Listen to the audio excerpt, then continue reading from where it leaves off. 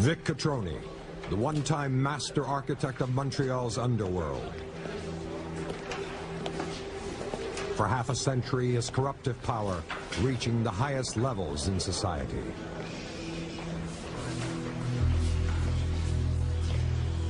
Hey, can I help you, sir? Lieutenant Latravers. Lieutenant, there's someone here to see you. It's Vic Cotroni. It was said he had his hand in everything, but his fingerprints nowhere. Mr. Cotroni. Come to you for a favor. Come to my office. His grip could once be measured on a global scale, but now he comes hat in hand to the police.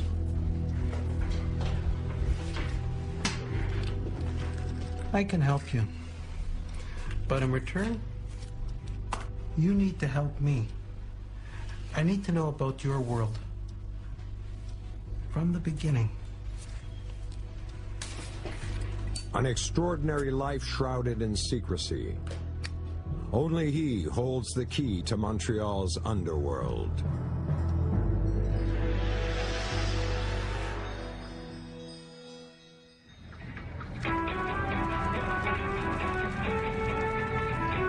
In 1924, the port of Montreal was the gateway of this Babylon city on the St. Lawrence.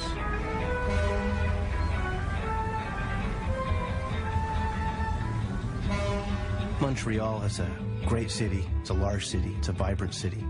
It's a city where the founding fathers wanted to be alive, to be vibrant, to have a certain quality that attracted nightlife. So what immediately evolved, of course, is brothels, speakeasies, blind pigs, wild nightclubs, and that, of course, attracts criminals of a higher order. Ideal for what's become the bootlegging capital of North America. It is prohibition, and Montreal is quenching the thirst of a dry continent.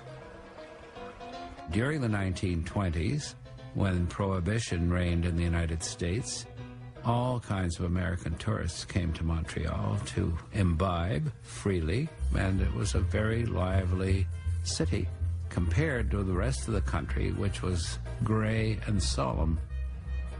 To the shores of this Sin City arrives the Cotroni family. Eldest son Vic quickly takes to the new world. Vic Cotroni came to Canada with his family as a young man. I think he was 14, and settled in Montreal. He was a street-smart kid. He could spot an opportunity quite easily and move in to take it. Montreal's dockyards run night and day to keep pace with the multi-million-dollar bootlegging industry. A young Vic joins the workforce, running booze into the States. Come on! What's taking you guys so long? You're killing us. He's weighed a ton.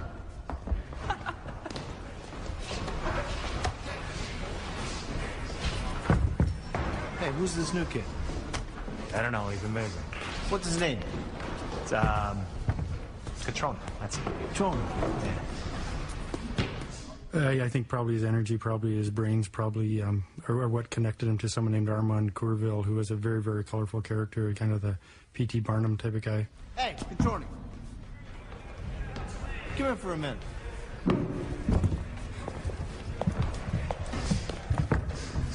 I'm Armand Courville. You ever wrestled before? No. Come here.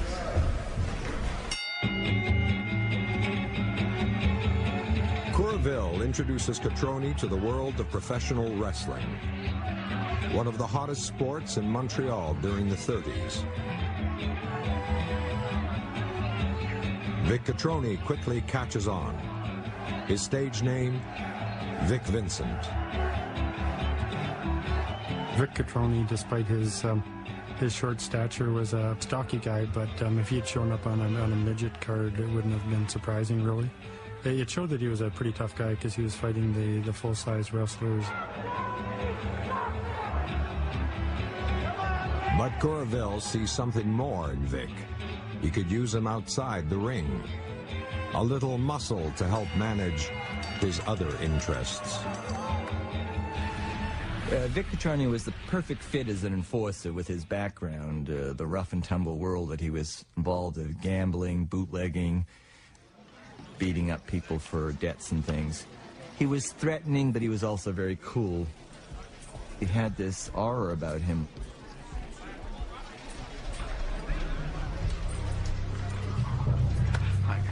Well, what you want. Okay, it's a little lower because there's nobody here, right? It's just not the right time of the year. Come on, guys, I got no more money. You know, it's just slow. You got to understand. You got to come. Well, that's to pay the bills. It's the commission. Oh, come on. You're not going to take all of that. Vic Cotroni was a gangster of the streets. He started off as a thug. He was a strong-arm man. He filled the need. Oh, come on. You got to leave me with some. Come on. Don't mess with me. By the end of the 30s, he had grown from being a minor bootlegger to a so-so professional wrestler to a real up-and-coming criminal. By the 1930s, Vic partners with Courville to wrestle a greater slice out of Montreal's many vices. Corrupt police and politicians are essential to safeguard underworld operations. During elections, Vic is first through the door, making sure every vote counts. A common practice, baseball bat electioneering. Various parties hired ruffians called goons, and they would attack sometimes a polling booth. They'd burst into a polling booth and stuff false ballots into the box, and thus distorting the vote completely. Whoa, whoa, whoa. Shut what up. Are you doing? Just shut up. What are you doing? Shut up! Nothing, all right? Nobody saw nothing. Stop the boxes. There was a lot of violence, a lot of heads being broken between the various parties. It was very rough and very corrupt, and that was the electoral system. Nothing. Nobody saw nothing. Nothing. Especially you. Nothing. Got it? Stop it. Come on, come on, come on. Let's do this. Nothing. You saw nothing. Got it?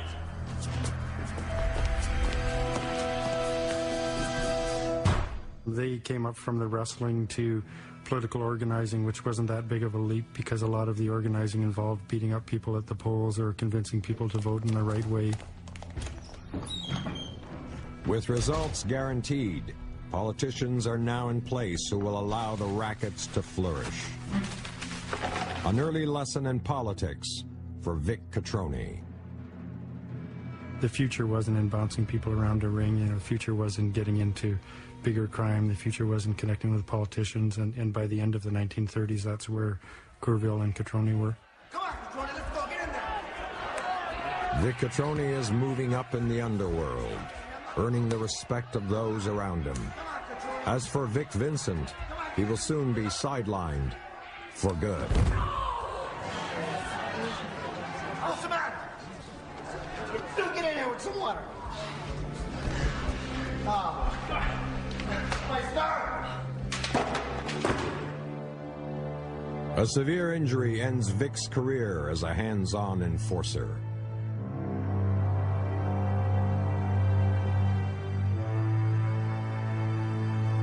I think Vic understand that the best way to establish his authority and to stay during a long period is to act with using his brain.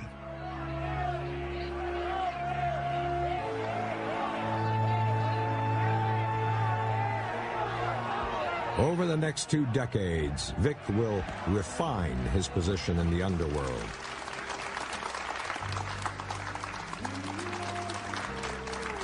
He will control a number of the city's hottest nightclubs. The perfect front to build an underworld empire.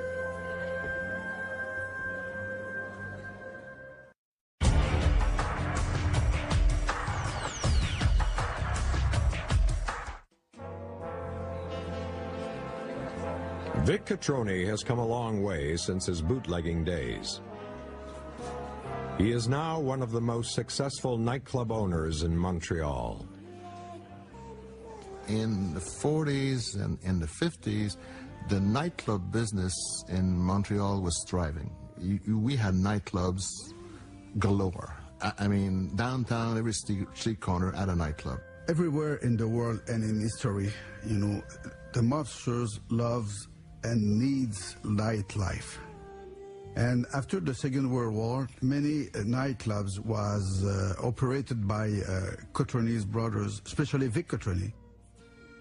Vic's most popular club, the Faison Doré, has become his base of operations.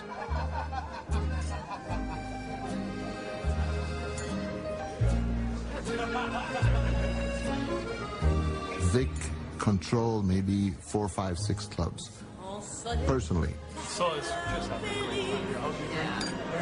And they were the best of clubs. So he was the man. He was the man.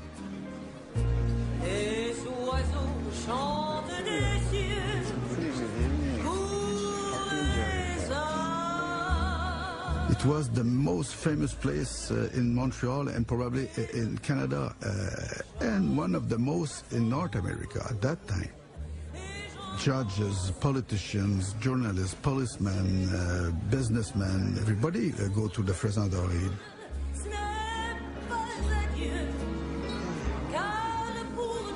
Vic Cotroni made his reputation with all ranks of society by being the owner of a nightclub, and it gave an air of respectability to Cotroni. And he was rubbing elbows with those people every night. It was quite suave in that respect. These cafes were very popular at the time because they attracted a lot of popular seniors from France. And also this place attracted another type of people. Marseille gangsters and Corsican traffickers. So the Faison Doré was the headquarters for the Mafia.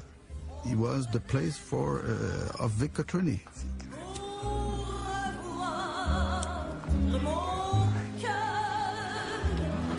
As Vic glad hands the city's elite, brothers Frank and Pep work the darker side of Montreal's nightlife, allowing Vic the illusion of respectability.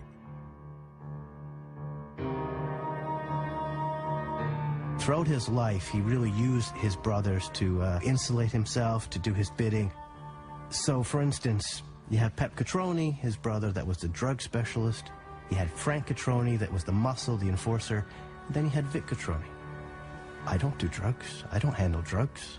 I don't do that enforcement work. I'm not muscle. I'm not strong arm. And he could say it almost without lying. Pep's visitors tonight are European drug smugglers looking for a safe pipeline into the U.S. Pep, being Italian, speaking French, had good connections with the Marseille people. The Italians in New York couldn't do that in Marseille because they didn't speak the language. The best heroin in the world came out of Marseille. So that's why they became the big connection between New York and Marseille. These men strike a deal. With the Cotroni's help, Montreal will become key to the U.S. drug trade. The French heroin starts flowing. Vic Cotroni did very well in Montreal. By the 50s, he was getting into drugs, and so much so that New York took notice. The mob in New York, the Bonanno family, they needed Montreal for the drug flow. So Joe Bonanno sent up Carmen Galante. Carmen Galante was at that time the underboss of the Bonanno family. He was a very powerful figure in New York City. No, Galante was reputed to have 80 murders on his credit, so he was a mean bastard.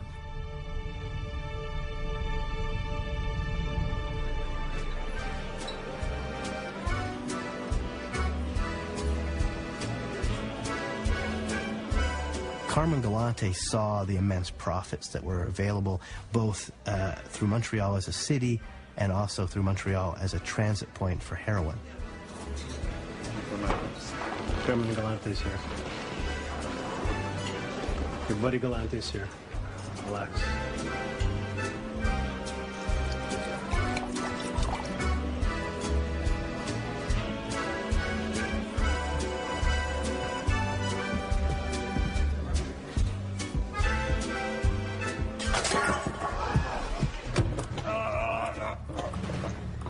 You think that hurts? Look at me. You ever spill a drink in front of me again, I swear to you, I will put a gun to your head and blow your brains out. You got that? Look at me. Say you're sorry. Sorry. Say you're sorry, Mr. Sorry, Galante. Mr. Galante. Get out of here before you cause a scene.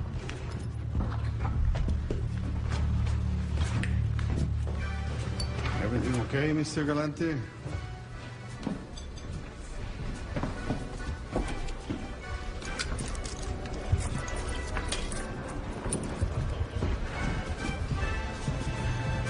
Things go a little crazy around here sometimes.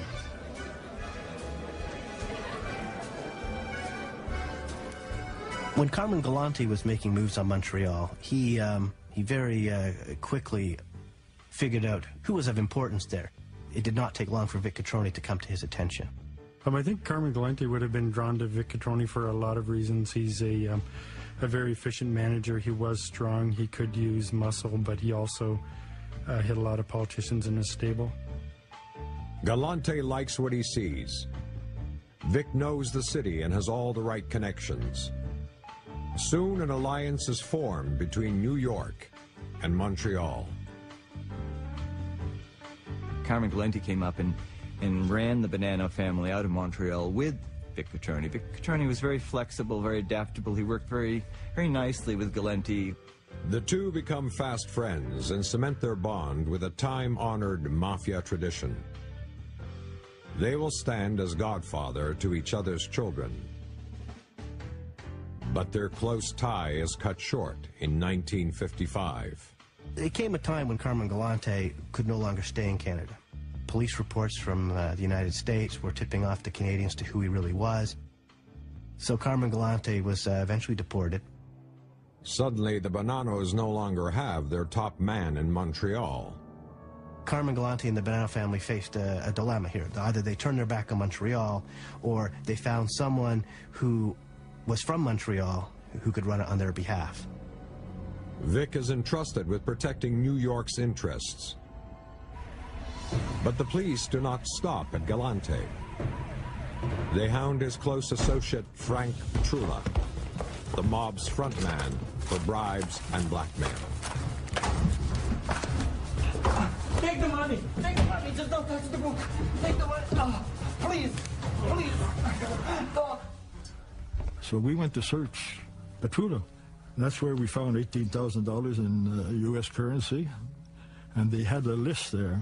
So we looked at the list, and they had on the list, the first thing he had was the chief of police, the chief of homicide, and chief of holdups, and so much a month. He shook in his boots. He made the mistake of putting things down in writing, a lot of things about who was corrupt, who wasn't. There were a lot of payoffs going to politicians, going to police, and Petrula was organized, but he couldn't keep it all in his head. We've never seen Petrula since. He must be at the bottom of a river. In those days, it was popular to tie a cement block in the legs of these people that they want to get rid of, and I suspect that's what happened to him. We never see him after. Never. Petrula's list endangers Vic's operation. When the list of who's being paid off and how much was published became known, and that all of a sudden just fueled a reform movement, which is the sort of thing, if you're an organized crime, you absolutely don't want. Montreal's newly elected mayor, Jean Drapeau, will use this information to fight corruption in the city. He was the great reformer. He was going to clean up Montreal in the late 50s. He was going to get rid of the drugs and get rid of the gangs and the power and the nightclubs and the prostitution and everything else. Brothels, nightclubs, and gambling dens are shut down. Even City Hall and the streets are swept clean. As the brothels and the late-night bars and the gambling houses, one by one, were cleaned up in 1955-56, one writer said, "The old lady has lost her girlish laughter. Montreal would never be the same." Jean Drapeau has become a hero to many in the community, but not to all.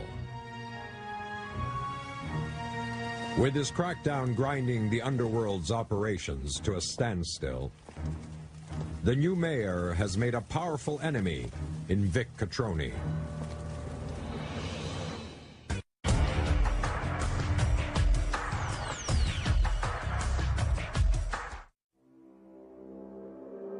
It's 1956, and Vic Cotroni's operation has been hit hard over the last 2 years.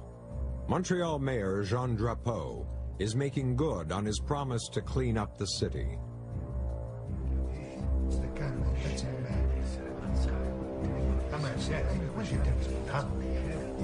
The underworld turns to the one man who might help them. By the late 50s, Cotroni had a lot of respect on the street in Montreal, and with legitimate people. And he had a huge stature. He ran nightclubs, he ran a lot of the underworld activities, and he was in a perfect position to take on this reform movement of Drapeau. Drapeau's 1957 re-election campaign promises even tougher reforms and an attempt to completely wipe out corruption. But Vic is ready.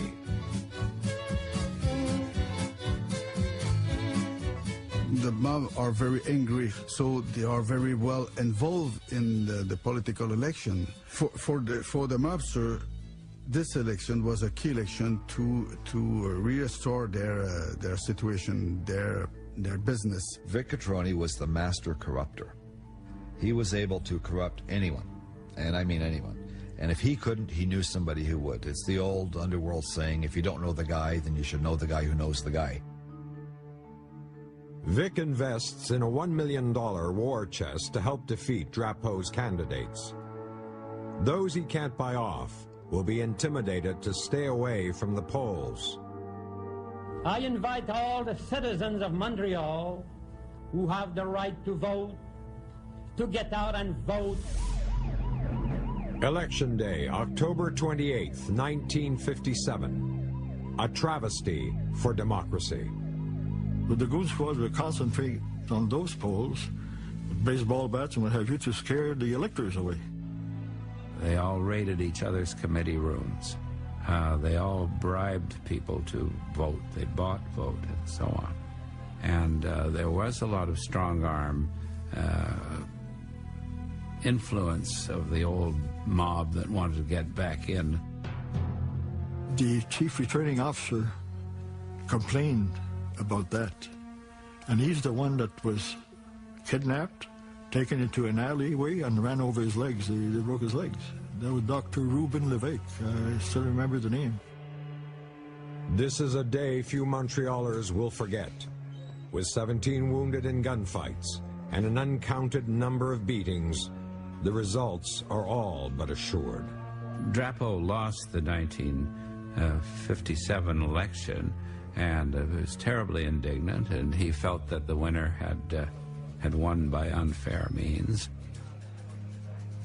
Well, I think people in Montreal got used to not being surprised. You know, there was so much corruption going on. The mob got reorganized, and they were able to steal the elections. Business good, Mr. Cotroni? That's some crazy election we had.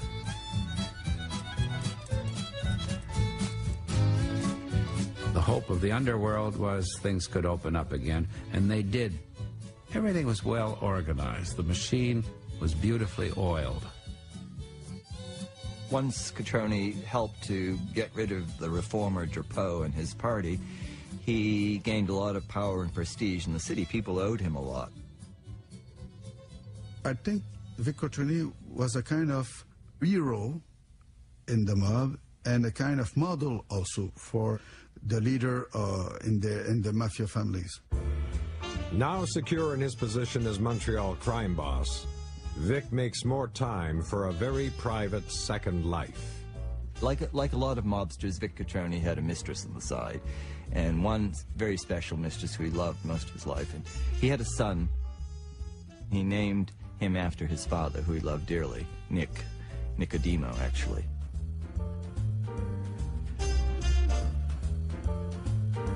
But this safe haven from the outside world is about to unravel. Vic Cotroni was very discreet his entire life, but in the early 60s, Maclean's did this 5-part series on the Mafia, and there was a whole article on Cotroni's empire in Montreal. They called him the Godfather of Canada. But he felt that he was so insulated that they couldn't prove it in court, so he sued.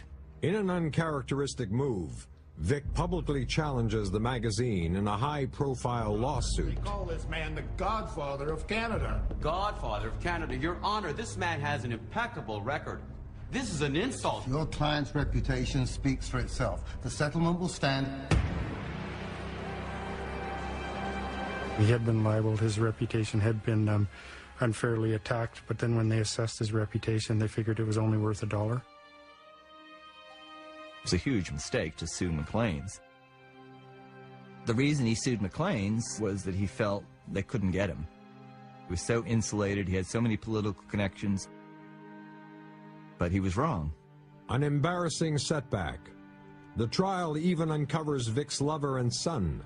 This only makes Vic more determined to expand his influence.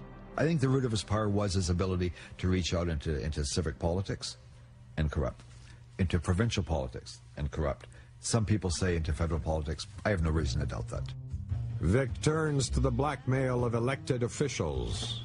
He was very well connected to some prostitutes who were very well connected to some politicians, which was a very powerful lever to have.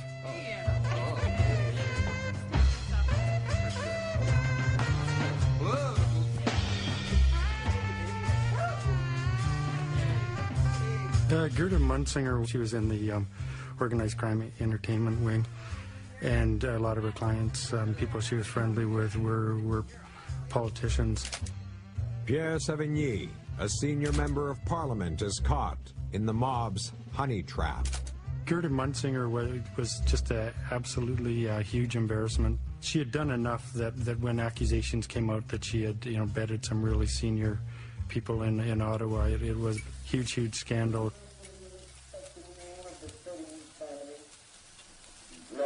Pierre Sevigny's political career is ruined. I am not going to defend myself, no.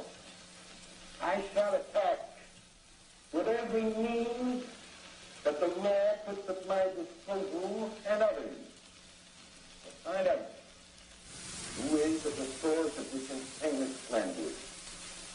What it really showed was the power of Vic Cotroni, that he makes people buffoons, he makes them laughing stocks. If he shot them, it would have been merciful, really. As Vic settles into his position as boss of Montreal, the Bonanos in New York are not faring as well. Joe Bonanno, the founding father of the Bonanos, had really sort of overstepped his bounds in New York, had offended the other bosses. He was being forced out. But throughout this turmoil, the Bonanno family wanted to hold on desperately to Montreal. They realized that the key, linking the Mafia of America and the Mafia of Europe. Rival crime boss Buffalo Stefano the Undertaker Magaddino looks to take advantage of the Bonanno's weakness. He makes a play for Montreal. A mob war looms. Vic calls for a sit-down, sure he can defuse the situation. To resolve this issue, the question of whether Montreal should belong to the Bonanno's family, there were several meetings held in Canada, in Hamilton and Montreal, to resolve this question. Vic offers a compromise. He will accept into the heart of his family a rising young star in the Magadino organization, Paolo Violi. Buffalo is satisfied. Vic's diplomatic touch raises his stock within the mob.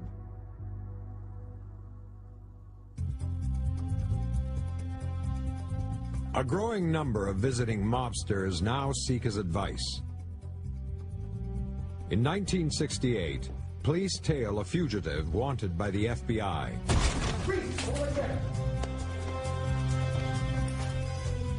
It leads them to his mistress's apartment.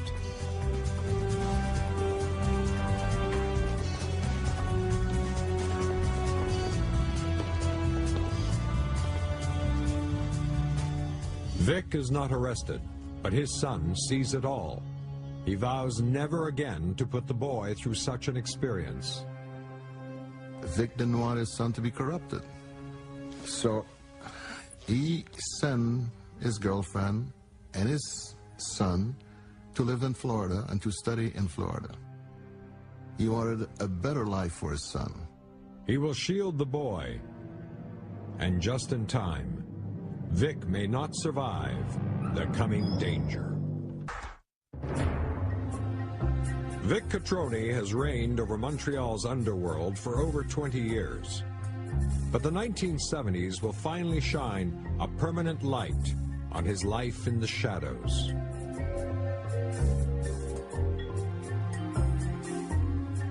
It's amazing, really, when you look at the longevity of Vic Cotroni, someone who's active in the underworld in the 1930s, and then you fast forward 4 decades, and he's still major player in Montreal, to the point that the FLQ named him in their manifesto.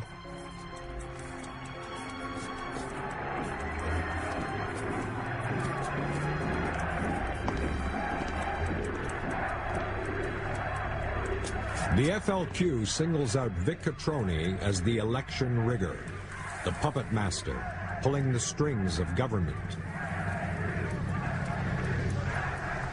He was seen as actually a symptom of all that was wrong in democracy, really. You know, this is the guy who makes the elections meaningless. This is the guy who turns democracy into organized crime. He was seen as the absolute sign of all that was wrong in Quebec by people who were trying to totally change the political structure.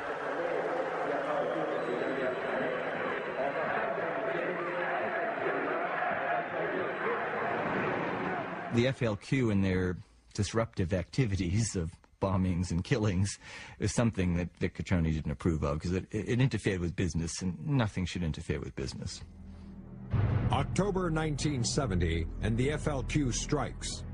Kidnapping Government Minister Pierre Laporte and British diplomat James Cross leads to the War Measures Act, paralyzing a nation.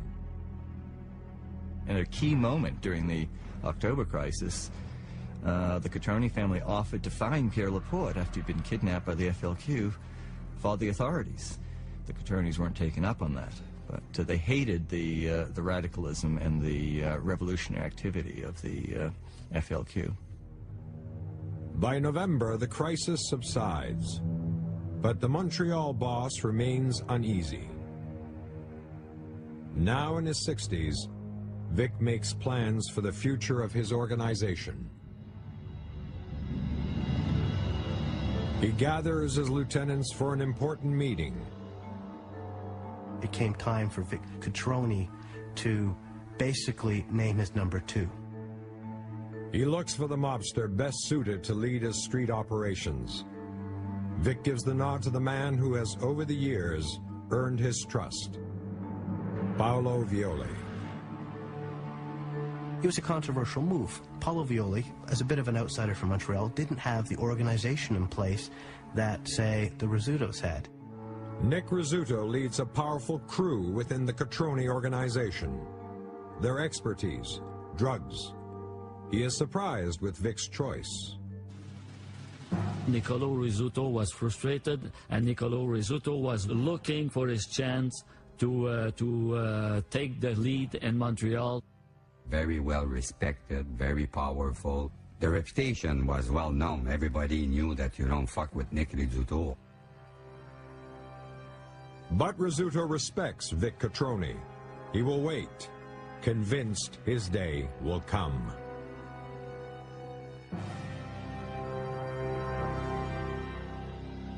Vic is no longer safe in the shadows. One investigative reporter will follow up the accusations made by the FLQ. When I start with the divorce, I discover some important relationship with some important people. Some of these people are very well connected with the mafia and local politicians. At that time, because you cannot say this guy is a mafia guy, because it was very difficult legally, I make links. The publicity forces the province to convene a formal inquiry, the Quebec crime probe.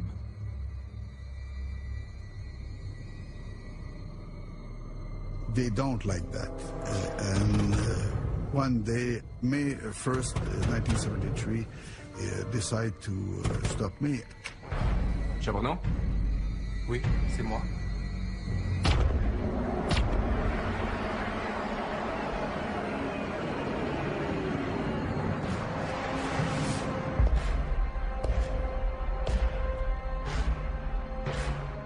This attack only confirms the need for the Quebec crime probe.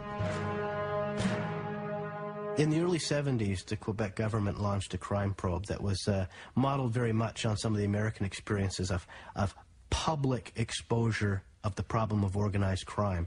At first, it was largely dismissed by the gangsters as a public relations affair. You know, if they had real evidence against us, they'd charge us.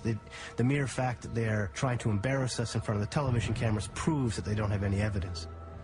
The Quebec crime probe was so important because it